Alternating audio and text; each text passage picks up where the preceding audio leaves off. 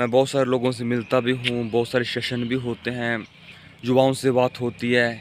In session के माध्यम से मेरे को युवा से जुड़ने का एक अवसर मिलता है।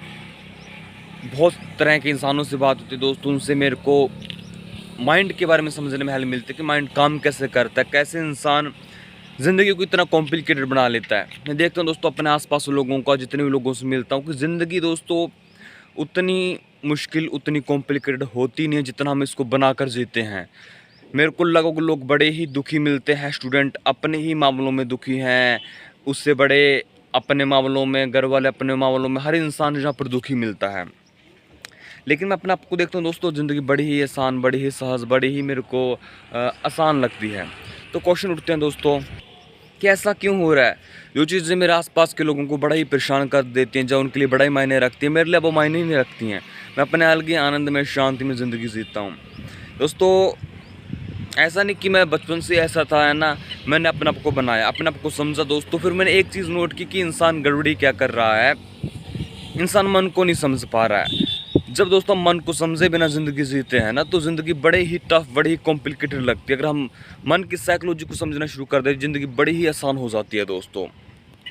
बहुत सारे केस मेरे पास युवाओं के आते हैं, अलग अलग चीज़ों में फंसे हुए हैं, वो ब्रह्मचर्य पालन नहीं हो पा रहा है। कोई लड़की के मामले में है, किसी को नौकरी मिल रही, किसी को छोकरी नहीं मिल रही दोस्तों, कि कोई शादी को लेकर परेशान है, कोई अपनी हेल्थ को लेकर परेशान है, किसी ने अपनी हेल्थ खुद अपने हाथों से ख़राब कर ली।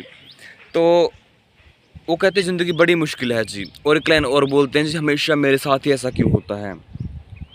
दोस्तों यहाँ पे एक चीज़ मैं हमेशा बार बार कहता हूँ, जो भी हमारे सेशन में आते हैं, कि ज़िंदगी में सबसे पहला हमारा लक्ष्य होना चाहिए, अगर आप एक सुखपूर्ण ज़िंदगी जीना चाहते हो दोस्तों, वो है कि अपने मन को समझें। और दोस्तों जो ब्रह्मचर्य है ना, जिसको हम सिमल्टेनियस बोलते हैं, वो सिर्फ और सिर्फ दोस्तों उसका काम इतना है कि वो आपको मन को समझने में हेल्प करेगी। यात्रा इससे बहुत लंबी है।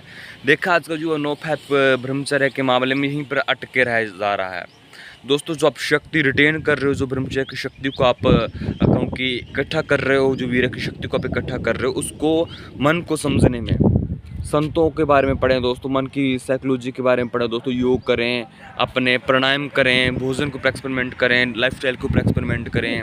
ऐसे करते करते आपको मन, अच्छा ऐसे नहीं ऐसे होता है, अच्छा ऐसे किया तो ऐसे हुआ था, धीमे धीमे करके दोस्तों मन को समझने में हेल्प मिलती है।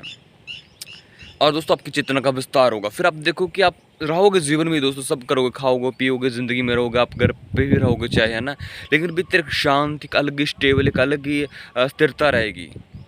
तो दोस्तों आपका जो ब्रह्मचर्य पालन है, उस शक्ति को यूज़ करें मन को समझने में।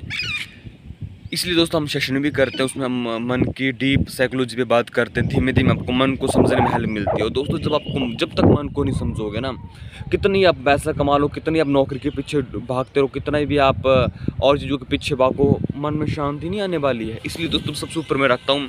और दोस्तों ये भी बात है कि मैं अपने आप को इतना शांत, इतना आनंदित ज़िंदगी कैसे जी पा रहा हूँ मैं। एक ही दोस्तों मेरा जो लक्ष्य है जीवन का, जब मैंने जो सबसे प्राथमिकता पर रखा हुआ है, वो दोस्तों मन को समझना। मन को समझते रहें, धीमे धीमे आपकी आध्यात्मिक यात्रा चलेगी, आपके जीवन बड़े आसान हो जाएगा। मिलते दोस्तों नए विचारों के साथ, आपके मन के क्वेश्चन आप पूछ सकते हो। Okay bye.